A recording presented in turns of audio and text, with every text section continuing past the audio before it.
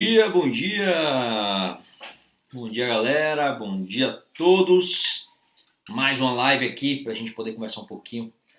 Vamos falar aí sobre a insulina, né, e o processo de emagrecimento, né? A relação da insulina com o processo de emagrecimento, a relação do cromo, né, do picolinato de cromo nesse aspecto.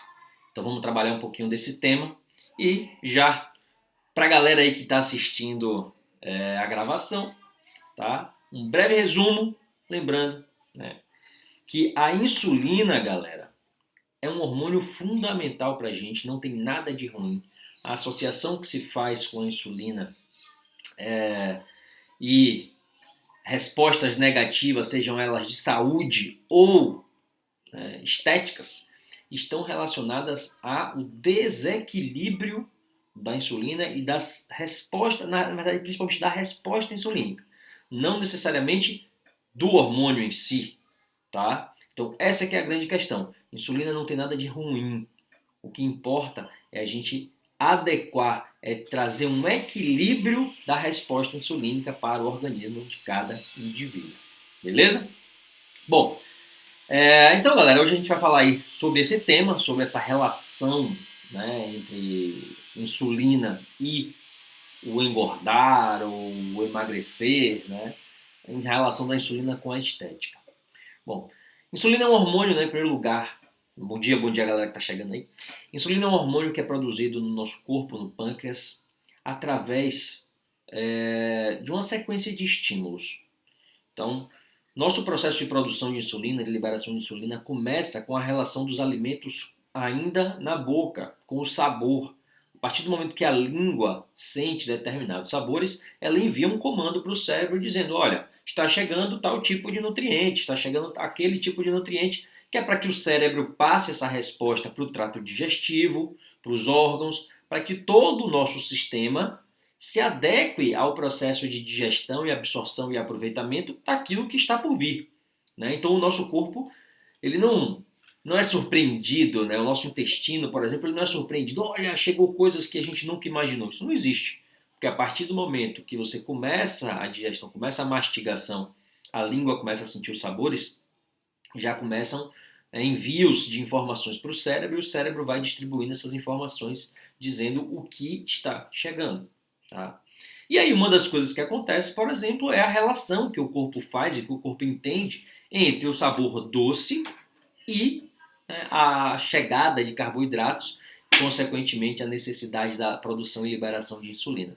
Então sim, toda vez que nossa língua percebe o sabor doce, ela envia para o cérebro: olha, cérebro, está chegando carboidrato. Tá? E o cérebro dá os comandos para os nossos sistemas, né, para os nossos órgãos, incluindo o pâncreas. Então o cérebro manda a informação para o pâncreas: olha, está chegando carboidrato. E o pâncreas começa o processo de produção de insulina. Bom, já existe insulina armazenada no pâncreas, tá? Tanto que nós temos o que a gente chama de duas fases, né, de liberação de insulina. Num primeiro momento, quando o carboidrato chega ou quando qualquer outra substância insulinotrópica chega à corrente sanguínea, ela estimula a liberação do que já estava lá produzido. Tá? Depois é que vem uma segunda onda, digamos assim, de insulina, que é o que é produzido a partir também daquele estímulo daquela substância. Então, por exemplo, existem substâncias que estimulam somente a liberação de insulina, não estimulam a produção. Existem outras que estimulam liberação, produção e a nova liberação do que foi produzido. Tá? E pode existir substâncias que estimulam só a produção sem liberar. O que é isso, João? É o que a gente chama de efeito insulinotrópico e efeito insulinogênico. Tá? Insulinotrópico é tudo aquilo que estimula a liberação de insulina. Por exemplo, aminoácidos. Alguns aminoácidos, aí, principalmente a leucina, por exemplo, estimula a liberação de insulina, mas não estimula a produção. O pâncreas não produz mais insulina, mas acaba liberando a insulina que já estava lá, que já tinha sido produzida antes. Tá? Então é um efeito insulinotrópico das proteínas. Já o carboidrato, a glicose, tem os dois efeitos, é insulinotrópico e insulinogênico. Estimula a produção, mas estimula a liberação também. Tá? E os adoçantes são um exemplo de substância insulinogênica sem ser insulinotrópica. por ter um grande potencial de doçura, né, na língua, o adoçante manda a mensagem para o cérebro que está chegando carboidrato. Só que na verdade não está. Né? Aquele sabor é proveniente do adoçante. Então o pâncreas acaba produzindo um pouco mais de insulina, muitas vezes, e não libera naquele momento a insulina. Tá? Isso não significa que é bom. Isso é meio ruim. Tá? Mas vamos lá. Então qual que é a relação da insulina aí com o emagrecimento, com a estética? Né? O que esse hormônio tem a ver com isso? A insulina, gente, ela tem múltiplas funções no nosso corpo. Se engana quem pensa que a única função da insulina é colocar glicose para dentro dos tecidos, né, para dentro do músculo e tal. Não, a insulina tem múltiplas funções e algumas funções delas estão relacionadas também à síntese de tecidos. Então a insulina, por exemplo, ela estimula a ativação do mTOR, que é uma proteína que leva ao aumento da síntese proteica em um grupo de células, né, no tecido muscular. Então, sim, a insulina tem uma correlação, por exemplo, com o aumento da síntese proteica muscular. Ela é importante para isso. Mas a insulina também aumenta muito a atividade lipogênica, a atividade de formação do tecido adiposo. Porque a insulina ela vai ter a capacidade de aumentar a atividade de SDC e LPL, que é a esteroil-quadriceturase e a lipoproteína lipase, que são duas enzimas responsáveis pela lipogênese, e a insulina ainda diminui a atividade da LHS, que é a lipase hormônio sensível, responsável pela lipólise, pela quebra da gordura, né, estocada ali, e mobilização dessa gordura estocada para que a gente consiga utilizar como fonte de energia. Ou seja, a insulina ela tem a capacidade de dificultar o uso de gordura como fonte de energia e ainda aumenta os estoques, a produção de gordura. Ao mesmo tempo, a insulina consegue aumentar a síntese proteica muscular, acelerando, por exemplo, processos de recuperação. Poxa, então o mesmo hormônio ele tem um lado ruim, um lado negativo, um lado positivo? Sim. Só que a grande questão aí não está, gente, necessariamente em lados positivos ou negativos. A relação com a insulina, ela está muito, muito forte, está muito correlacionado à quantidade e à resposta do corpo à presença desse hormônio. O que a gente sabe hoje? Que a insulina não tem nada de ruim. Ruim é o excesso de insulina. Então, a insulina, quando está em excesso, ela é muito lipogênica, estimula muito a síntese de gordura, dificulta muito o uso de gordura como fonte de energia. Mas a insulina, se estiver em quantidades adequadas, regular, né, ela não traz essa resposta e ainda beneficia o outro aspecto. Beneficia a síntese de glicogênio, que é ótimo para o desempenho esportivo, é ótimo até para a estética, tem algumas funções importantes para a estética em termos de volumização do músculo. Estimula a síntese proteica muscular, melhorando os processos de recuperação e contribuindo assim a médio e longo prazo para a hipertrofia muscular. Então a insulina tem vários aspectos que são super positivos quando ela está em quantidades adequadas. E o que faz com que a quantidade da insulina esteja adequada? A gente tem duas questões básicas. A ingestão alimentar, então o que você come vai estimular mais ou menos a liberação de insulina. E segundo, talvez mais importante, a resposta insulinêmica de cada indivíduo. Supondo que cada um de nós que está aqui agora, tá? Cada um aí que está assistindo, se todos nós ingerimos a mesmíssima quantidade de carboidrato, de açúcar, que seja. Então imagine que todos nós ingerimos a mesmíssima quantidade de açúcar. Tá? Quem disse que a quantidade de insulina que a gente vai liberar é exatamente igual? Quem disse que a curva de liberação de insulina vai ser a mesma? O que acontece, gente, é que é aquilo que eu estava falando, não depende só do tipo ou da quantidade de carboidrato que você ingere. Depende da sua resposta, né, insulinêmica. E essa resposta insulinêmica depende, né, se você é treinado ou não, se você dorme bem ou não, do seu equilíbrio endócrino geral. Depende da sua genética, depende se você tem algum fator genético que contribua para um um maior ou menor uso de glicose como fonte de energia. Depende do seu nível de treinamento. Quanto mais treinada é uma pessoa, mais fácil tende a ser a entrada de glicose na célula e, consequentemente, menor a liberação de insulina. Tá? Então, imaginem uma situação, por exemplo, um atleta de alto rendimento, de uma modalidade aeróbica, ou do triatlon, por exemplo, que é algo que é muito próximo a mim.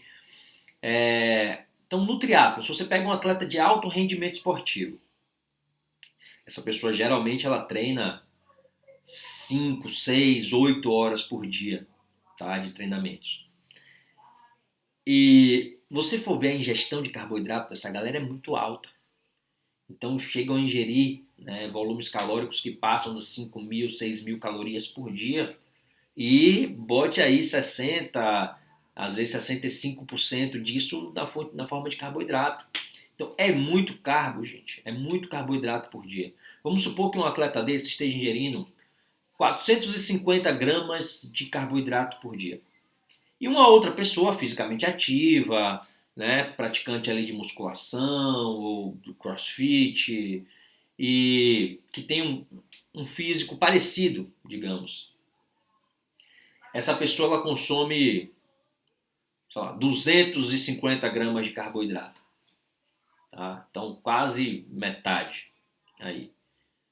É possível que mesmo ingerindo a metade, a resposta na quantidade, a carga insulinêmica total do dia desse indivíduo comum praticante de musculação ainda seja maior do que a do atleta.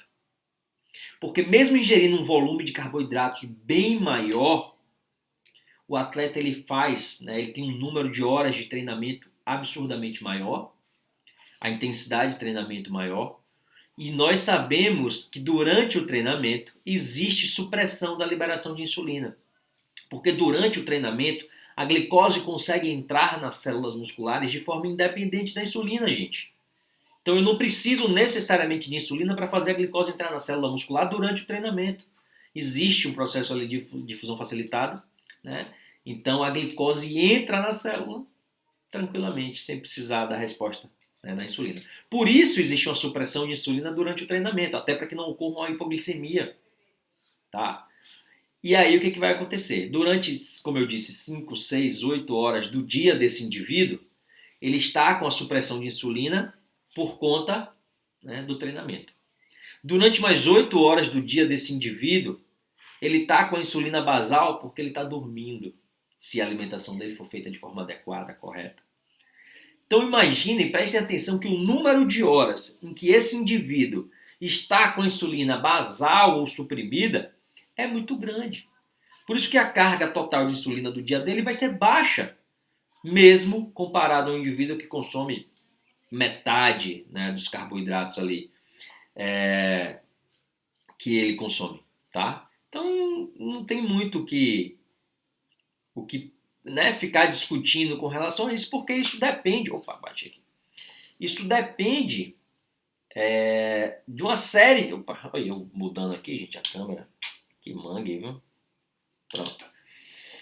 Isso depende de uma série de questões do treinamento físico, do sono, da adaptação, da genética e tal.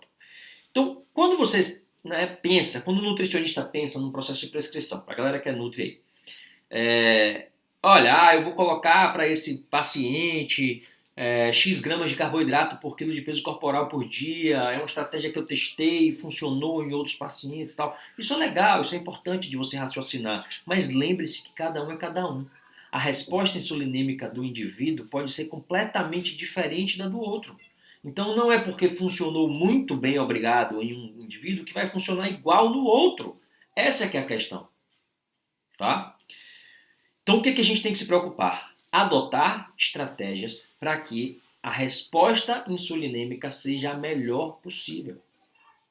Tá? É por isso que existe uma rusga tão grande aí, um debate, uma discussão grande por alguns estudiosos, alguns profissionais, que uns defendem o low carb eternamente e outros falam que dá para você emagrecer mesmo em high carb, mesmo com carboidrato alto. E é verdade, claro que dá. Depende de você gastar mais energia do que você ingere e depende de você ter um treinamento intenso, adequado. Só que isso não é possível para todo mundo. Então não dá para dizer que é possível para todo mundo emagrecer com carboidrato alto. Para algumas pessoas só vamos conseguir isso com carbo baixo. Para outras é sim super possível você emagrecer mesmo com carbo alto. Tá?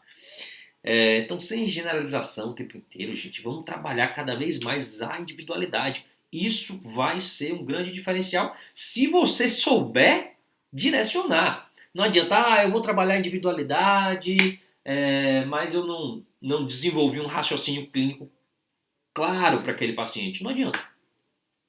O mais importante dentro de um atendimento nutricional, o mais importante para você ser assertivo na escolha da estratégia nutricional que você vai usar é desenvolver um bom raciocínio clínico, tá?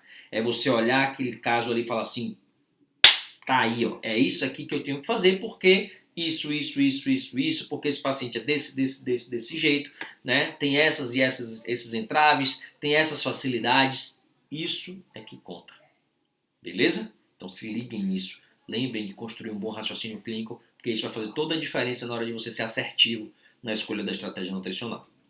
Bom, e como é que você faz aí para garantir ou para chegar perto disso? De uma boa resposta insulinêmica. Bom, para isso, galera, a gente tem que pensar em alguns aspectos. Aspecto 1, claro, simples, né, e fácil, é você tentar buscar, né, e fornecer para essa pessoa. Peraí. Desculpem, gente. Pausou ali, pronto, voltei. Então é você buscar para essa pessoa uma. Tá fluindo aí, gente? Acho que tá, né? Agora. Pronto. É você buscar para essa pessoa uma alimentação com uma quantidade adequada de carboidratos e, óbvio, selecionar as fontes. Então, sim, faz diferença você ingerir só carboidrato de alto índice glicêmico e você escolher fonte de carboidrato de mais baixo, controlado. Então só pode carboidrato baixo e médio índice glicêmico? Não. De vez em quando você pode trabalhar com alto índice glicêmico. Às vezes até estrategicamente a gente trabalha com alto índice glicêmico. Quando eu quero acelerar a recuperação de glicogênio, pode facilitar isso e pode utilizar também. Só que, óbvio, a maior parte dos carboidratos do dia tem que ser de baixo índice glicêmico mesmo para auxiliar nesse controle de liberação de insulina. Beleza? Mas segundo, é como eu disse, o corpo tem que ser sensível à insulina. É o mais importante. Para isso, gente, algumas características são importantes. Uma dieta mais anti-inflamatória é importante. Então, o consumo de alimentos muito industrializados, de gordura muito saturada, ou seja, uma base mais inflamatória dietética prejudica a médio e longo prazo, não é algo agudo, tá? Então, a médio e longo prazo, se a pessoa faz isso como hábito, isso prejudica a sensibilidade à insulina, ok? Essa é uma questão. Outra questão que prejudica a sensibilidade à insulina são algumas deficiências nutricionais. Por quê? A insulina, a partir do momento que ela se liga no receptor da célula, ela desencadeia, gente, uma cascata de respostas. É uma sequência. Então, sabe aquela coisa do efeito dominó, né? Que você monta lá, bota lá as pecinhas de dominó emparelhadinhas, um em pé do lado da outra. Quando você derruba uma, essa derruba a outra, que derruba a próxima e por aí vai. Então, é como se a resposta da insulina dentro da célula ocorresse assim, num efeito dominó, numa cascata de reação, onde uma ação leva a outra, que leva a outra, que leva a outra, até chegar no resultado final da resposta da insulina. Pois é. E aí eu vou dar um exemplo. Uma dessas ações, uma dessas respostas que ocorrem dentro da célula é a transformação de uma substância chamada de apocromodulina em uma outra chamada cromodulina. Bom, isso é necessário que ocorra para que a insulina funcione plenamente. E essa conversão só acontece a partir da ligação da insulina lá, né, no receptor, e se houver disponibilidade do mineral cromo. Então o cromo ele é considerado um mineral traço, ou seja, um mineral que a gente precisa em pequeníssimas quantidades, mas é considerado um mineral traço essencial. Então eu preciso em pequeníssimas quantidades, mas eu preciso dele. Ele é essencial. Tá? Se não houver cromo, o que vai acontecer é que a insulina se liga no receptor, né? Mas essa cascata de respostas ela não acontece perfeitamente, ela é interrompida. Tá? Então, sim, vai começar a ocorrer ali um pouco de resistência à insulina. Se isso se prolongar, se essa deficiência de cromo se prolongar, se instala ali uma resistência à insulina, né, mais significativa. Quanto mais tempo passa, quanto maior é a deficiência de cromo, quanto mais tempo ela perdura e o estímulo, né, da ingestão de carboidrato continua, permanece, vai acontecer uma resistência à insulina, sim, né, para isso. E aí o curioso disso é o seguinte: daí surge a ideia nas pessoas de que suplementar picolinato de cromo tem relação com emagrecimento, tem relação com redução da vontade de comer doce. Gente, isso são tudo interpretações.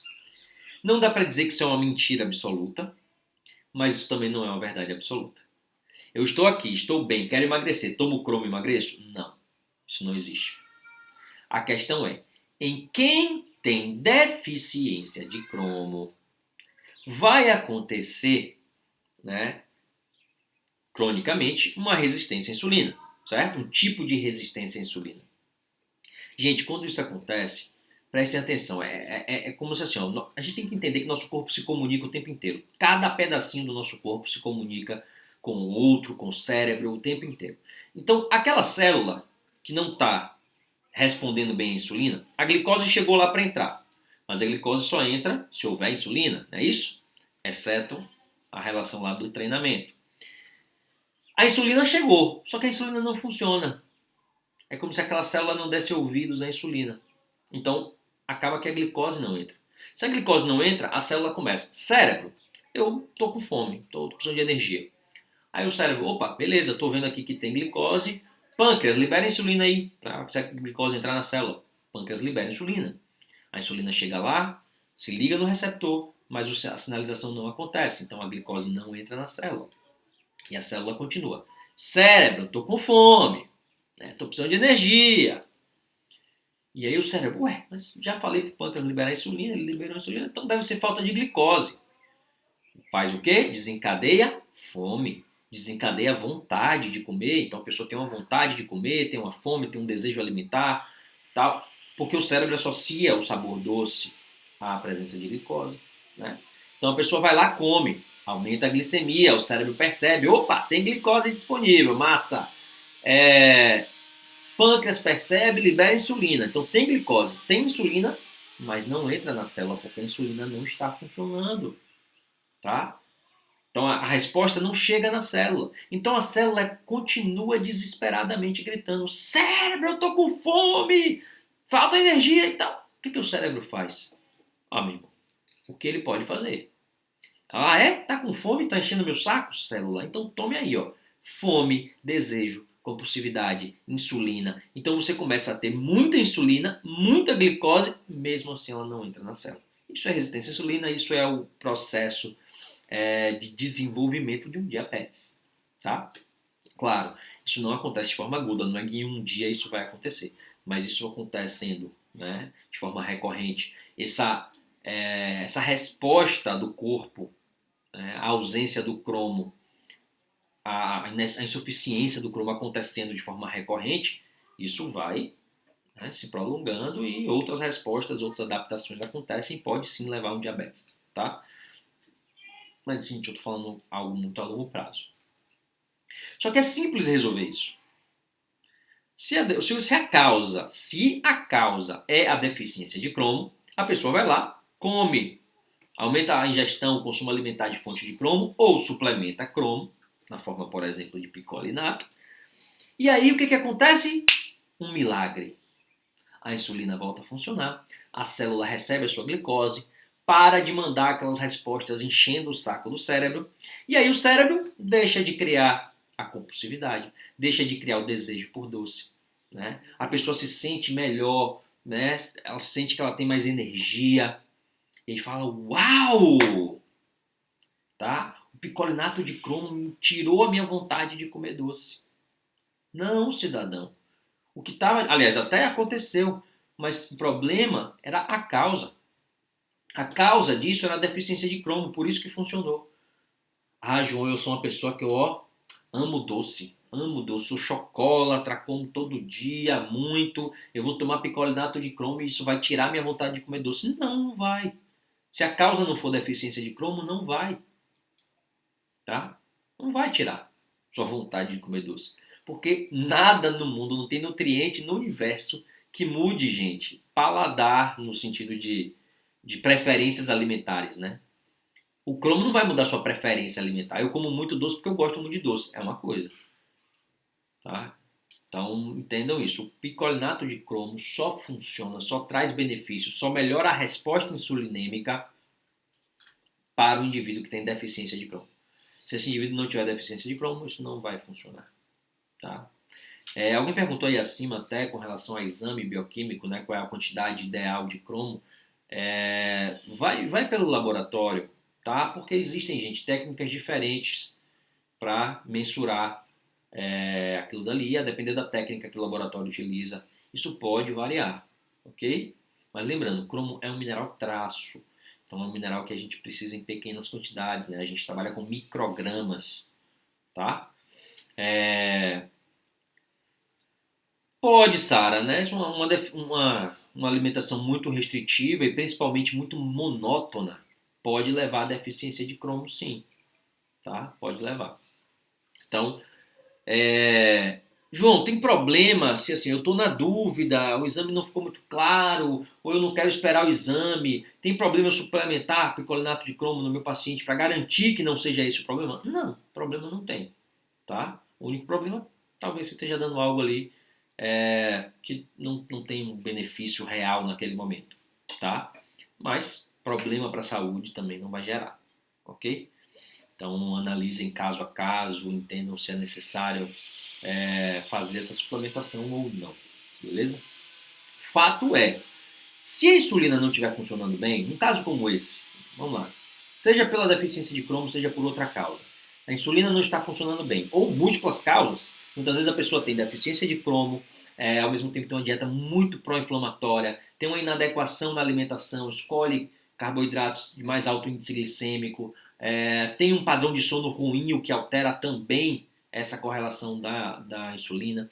E aí tem tudo isso junto. Então a pessoa está apresentando uma resposta insulinêmica muito elevada, ela libera muita insulina mesmo para absorver pouco carboidrato, ou seja, ela tem um tipo de resistência à insulina.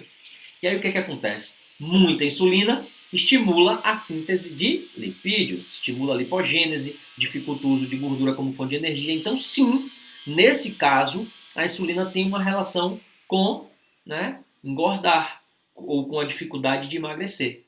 Mas significa que isso vai ser igual para todo mundo? Significa que a causa da pessoa ter engordado ou a causa da pessoa não emagrecer é a insulina? Não.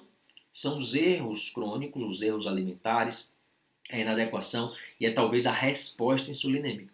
Como é que você melhora a resposta insulinêmica? Se for por cromo, adequando a alimentação, melhorando a qualidade do sono e treinando. Eu brinco com meus pacientes dizendo o seguinte: tá com vontade de comer doce? Vai treinar que passa. Isso é verdade. Tá? Óbvio, eu sei que não é assim, tô com vontade de comer doce agora, vou treinar aqui agora na frente de vocês. Não é assim, não dá. Não dá para ser assim, né? Mas se for treinar, passa. Por quê? O treinamento físico, primeira coisa, estimula a captação de glicose para as células. Segundo, o treinamento físico acaba produzindo, né, substâncias cerebrais muito importantes, neurotransmissores muito importantes, né? Serotonina, tá? Endorfinas, que levam a gente a um estado mental de tranquilidade, prazer, bem-estar, e isso diminui essa compulsividade alimentar. Beleza? Então isso funciona de verdade. Enfim, e aí a gente tem que ter essa atenção, tá? Com relação a isso. Beleza, adequou a insulina está funcionando bem? Nossa, gente, aí é realmente tempo para você ajustar ali a adequação da pessoa, balanço energético negativo, isso vai favorecer o emagrecimento. Uma coisa interessante que vale a pena, a canela, ela tem um conjunto ali de fitoquímicos, né, que podem melhorar a sensibilidade à insulina. Então é algo interessante de estar presente no dia a dia das pessoas, na alimentação. Não é que você vai ficar botando canela em tudo, mas todo dia consumir ali uma quantidade legal, né, em uma ou mais refeições, vale a pena também, é bem interessante. Raine está perguntando aqui, ó, João, você pode falar um pouco sobre o uso de adoçante e a produção de insulina? Posso falar. O que acontece, gente? Os adoçantes, eles têm um grande poder de doçura, eles têm um poder de doçura muito maior do que o do açúcar, né, por exemplo, que é a sacarose.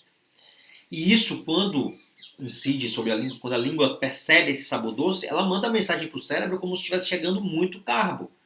E aí o cérebro pode dar ao pâncreas o comando e falar assim, olha, tá chegando muito carbo, já vai se preparando aí, produz um pouco mais de insulina, deixa aí, né, para liberação na fase 1 e vamos ver o que vai acontecer. Só que aí, se fosse, sei lá, a pessoa tomou só um café com bastante adoçante, aí aconteceu isso. Pô, ali praticamente não tem carboidrato, não tem glicose, então não vai liberar aquela insulina. Foi produzida, mas não vai ser liberada. Certo? Ah, João, então não tem problema, não liberou um excesso de insulina. Gente, mas na próxima vez que você ingerir um pouquinho que seja de carboidrato, a enxurrada de insulina na sua corrente sanguínea vai ser muito maior, tá? Do que seria se você não tivesse consumido aquele adoçante. Então, por isso que não é legal, não é interessante ficar consumindo muito adoçante o tempo inteiro com frequência se você não tiver uma justificativa para isso, se não for um diabético, né? Ah, mas eu uso adoçante para emagrecer. Gente, adoçante não emagrece ninguém, não. O que emagrece é ingerir menos caloria. Você está ingerindo adoçante para não ingerir açúcar, tá? Mas entendam que a adaptação de paladar ela é muito mais eficiente de forma crônica a longo prazo do que a substituição. Ou seja, a minha sugestão para as pessoas é se você não for um diabético, você não, esqueça o adoçante e vá gradativamente reduzindo a quantidade de açúcar que você utiliza, até você chegar no mínimo possível para você. Beleza? Não consigo zerar o açúcar por completo? Ok. Portanto que você treine, portanto que o restante da sua alimentação seja legal, tá tudo bem, cidadão. O mundo inteiro não precisa deixar e jogar o açúcar fora e, sabe? Não é assim, gente, que funciona. Eu, João Paulo Mendes, praticamente não como açúcar, mas é por uma questão de paladar. Eu não sou chegado em alimentos doces. O meu paladar não se sente atraído por isso. Mas acabo consumindo açúcar de vez em quando, em alguma preparação, em alguma coisa assim, esporádica. E tranquilíssimo com isso. Não fico procurando chifre de cabeça de cavalo, não fico procurando trocar por adoçante, nada disso. Por quê? Porque o consumo é baixo, porque o consumo é esporádico, tá? Então, é isso que a gente tem que buscar. Eu acho que a solução definitiva é essa. Ah, eu estou fazendo ali um paliativo e tal. Sei lá, eu sou viciado em refrigerante e não consigo e estou fazendo um processo de emagrecimento. Então, durante um tempo eu posso substituir é, pelo zero e tal. Pode. Vai ser melhor para o emagrecimento? Vai porque, né, você está ingerindo menos caloria. Mas, né, é ruim por outros aspectos. É uma porcaria, é altamente industrializado, muito rico em xenobióticos, aumenta os perfis inflamatórios do corpo, pode aumentar a produção de adipocinas pró-inflamatórias por conta desses xenobióticos. Então, aumentando o padrão inflamatório, levando, por exemplo, ao aumento de celulite. Sim, acontece.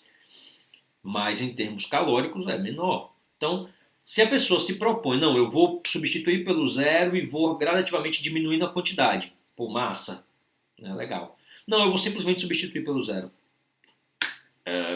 Ok, você está ingerindo menos calorias, mas, né, é ruim do mesmo jeito, tá? Então o ideal, óbvio, é não beber. Beleza? Então é isso, a relação da insulina, desculpe, do adoçante com a insulina é por conta desse efeito insulinogênico. Estimula a produção de insulina, mesmo não estimulando a liberação.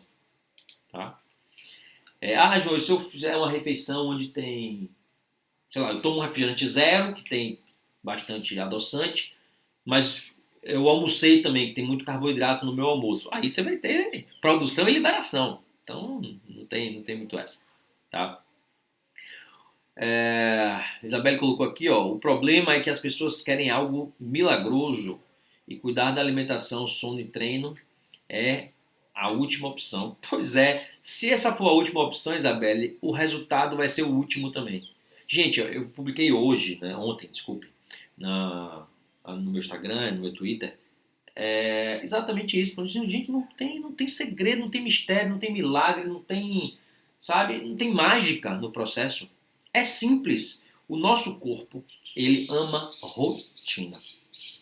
O nosso corpo, ele sempre responde, sempre vai responder à rotina, ou seja, ele responde ao que a gente dá para ele. Ele se coloca numa condição condizente com o que a gente apresenta de possibilidade para o corpo. Então, se todo dia você toma sol, você começa a ficar com a pele mais morena. É lógico, você está se expondo ao sol todo dia.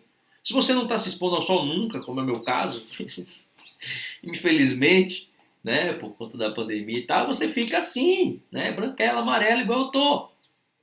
Entende? Porque é uma consequência, não tem milagre, não tem mistério.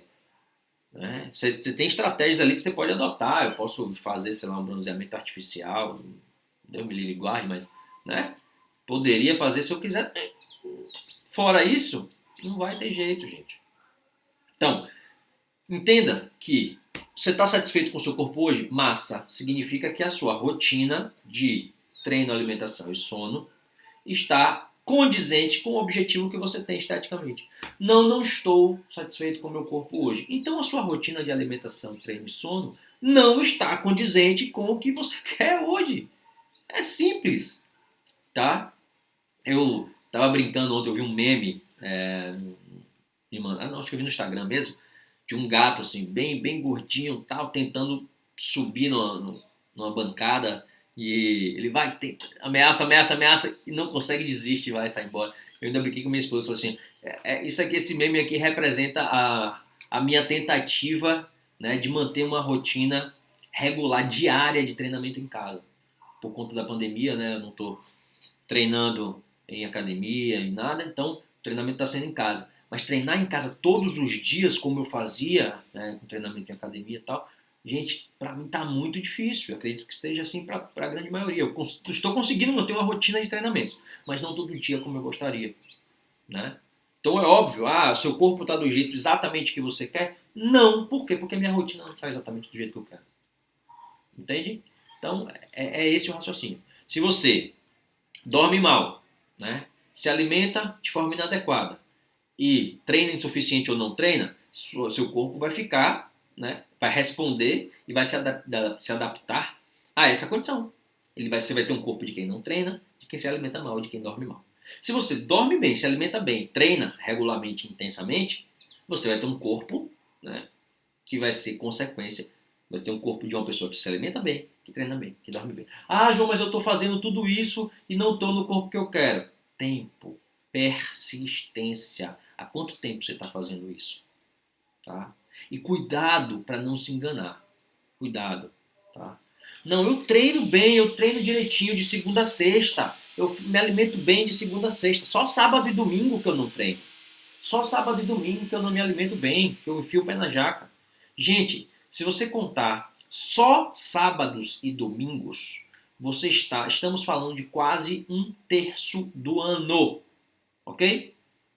Se você somar sábados, domingos e feriados, né, feriadões, com certeza você bate um terço do ano. Se de repente, se você é daquela pessoa que o final de semana para você começa na sexta, se para você o negócio é sexta, sábado e domingo, você soma feriado. Se você é uma pessoa CLT que tem carteira assinada, tem 30 dias de férias, tá? Gente, se você somar, juro pra vocês, façam uma conta, todo ano eu faço. Todos os sábados e domingos, sextas-feiras, feriados, feriadões, né, nacionais e locais, 30 dias de férias, tá? Dá praticamente 50% do ano. Então a pessoa fala assim, não, eu sigo dieta direitinho, tá? É tudo certinho. Só final de semana que eu saio da dieta. Aí quando você vai somar os dias, fora os happy hours que acontecem no meio da semana, em quinta-feira, pra galera que gosta de futebol, que vai assistir lá o Brasileirão, não sei o quê, e aí já toma uma cerveja, isso e aquilo, né? Ou um aniversário de alguém que caiu no meio da semana e você vai comemorar. Só isso daí dá metade do ano, gente. Aí na metade do ano a pessoa não faz nada, não cuida da alimentação, não treina e quer o resultado de quem treina todo dia. Não dá, tá? Não dá, não vai acontecer. Então se liguem nesse aspecto também, que o negócio o buraco é mais embaixo. Então, a palavra aí é persistência, precisa persistir no processo, beleza? Assim é com a alimentação, com tudo. Então, enfim, essa, gente, é a correlação que a insulina tem com a estética, tá? Insulina é um hormônio sensacional, fundamental, importante, só precisa estar regulado. Simples assim. Beleza? É isso que a gente precisa da insulina, é por aí que a gente precisa trabalhar e entender sempre que a resposta insulinêmica ela é diferente para cada indivíduo, ok? Então tem pessoas que vão ter uma resposta maior, outra resposta menor, tá? Enfim, esse era o recado de hoje, dessa live. Hoje, quinta-feira, né? Estou aí fazendo mais uma live. Semana que vem a gente tem mais 2 lives e por aí vai. Toda semana a gente está tendo live, tá? Então fiquem ligados, fiquem atentos aqui. Queria aproveitar para contar uma novidade aí para vocês, tá? Eu acabei, linguarudo que sou, falando ontem nos stories, sem querer, nem era para ter falado, mas eu já falei, que não sei quem acompanhou, né? Teve uma turma do meu curso de periodização que saiu agora recente, e essa turma do curso de periodização, ela teve um dos bônus que a gente deu para eles foi um curso que eu estou gravando de antropometria. Então, agora em novembro vai sair um curso novo meu sobre antropometria, tá? Curso prático voltado aí para o atendimento nutricional, para avaliação física, enfim, para a galera que se interessa. E a novidade além dessa, né, isso aí algumas pessoas já sabiam, que acho que eu já tinha comentado, que eu estava fazendo esse curso e tal. E a novidade maior é que a gente resolveu lançar, eu e minha equipe, a gente resolveu fazer o lançamento desse curso de antropometria no estilo Black Friday aí. Então a gente vai lançar esse curso agora em novembro. Já tem data, mas eu não vou divulgar a data certinha ainda não, tá? Mas meio final de novembro aí, a gente vai lançar esse curso com um desconto, assim, acho que mais de 60% de desconto no curso, tá? Então, quem se interessa pelo tema, fique ligado aí, que vai valer muito a pena. Vai ser, tá ficando bem legal mesmo o curso. E é um curso voltado para a prática, para você meter mão na massa e fazer e realmente se sentir seguro com o processo antropométrico, com o processo de avaliação física. Beleza? Para quem estava perguntando aí da live, né? Falando da live, vai ficar salva, tá? Vai ficar salva tanto aqui no Instagram quanto aqui no YouTube. Eu gravo nos dois, tá? Porque às vezes do Instagram fica travando e tal, né? O do YouTube às vezes fica mais contínuo, fica melhor. Então vocês podem assistir tanto aqui no IGTV do Instagram quanto aqui no canal do YouTube. Fiquem à vontade. E tanto no IGTV quanto no YouTube tem, gente, vários outros vídeos falando de vários outros temas na nutrição esportiva, suplementação, periodização nutricional, estratégias, né, nutricionais. Então, fiquem à vontade, assistam, reassistam, tirem dúvidas, me mandem aí por direct, o que vocês quiserem saber, que eu sempre respondo. Bom, fico por aqui. Hoje estou à disposição de vocês, né, quando precisarem. Como eu sempre digo, um beijo para quem é de beijo, um abraço para quem é de abraço e até a próxima, galera!